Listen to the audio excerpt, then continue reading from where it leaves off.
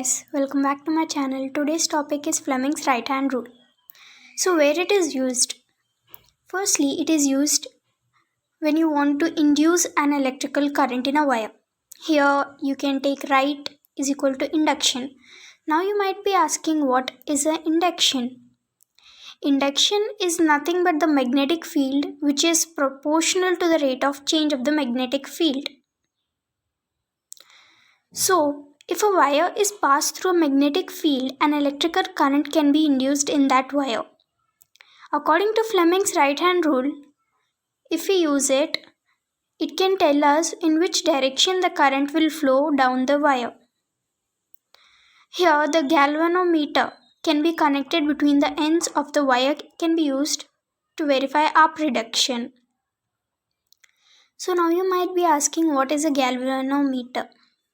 Galvanometer is nothing but which measures both direction of current as well as magnitude in the circuit. So here, as you can see in the picture, according to the right hand rule, our thumb, first finger and second finger should be firstly held at 90 degrees to each other. Our first finger should be placed in line with the direction of the magnetic field, that means north to south. The thumb should be placed in the line with direction the wire will be physically moving. And the second finger will show you the direction the induced electrical current will move through the wire. By using Fleming's right-hand rule, we can predict that if we move the wire through the magnetic field as shown in the picture, then the induced current will flow in the direction the second finger is pointing. We can prove it by using the galvanometer. So as you can see here, our prediction is correct. The current is moving in the direction predicted. So after this, there would be some questions that may arise in your mind. So first question would be, what would happen to the rod if the wire was moved in the opposite direction? So that means if you move the rod through the magnetic field in opposite direction, then by using Fleming's right hand rule, we can see the following would happen. Firstly, that we can find what happens when the wire is moved in the opposite direction. That is, the current will be induced in the wire in the opposite direction compared to the before experiment what we did. So the second question that may arise is, what would happen if the magnets were turned upside down? So if you turn the magnets upside down, so the magnetic field now travels in the opposite direction.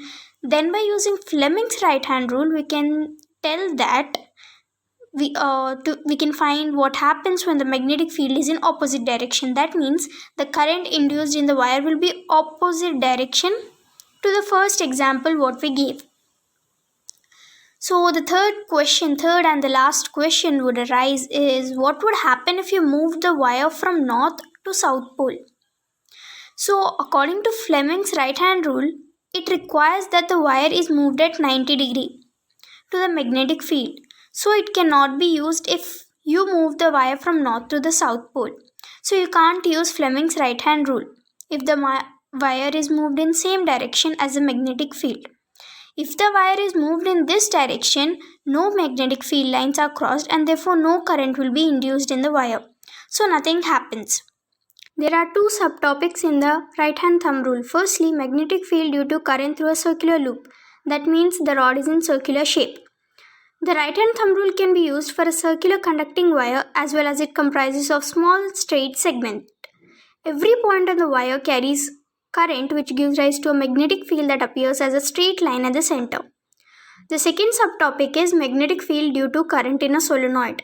Solenoid is nothing but a coil of many circular windings wrapped in the shape of a cylinder. So when a current is passed through this solenoid, it behaves similar to a bar magnet. It produces very similar field pattern as that of a bar magnet. If you want to increase the strength of this solenoid, a soft iron core can be used. Thank you.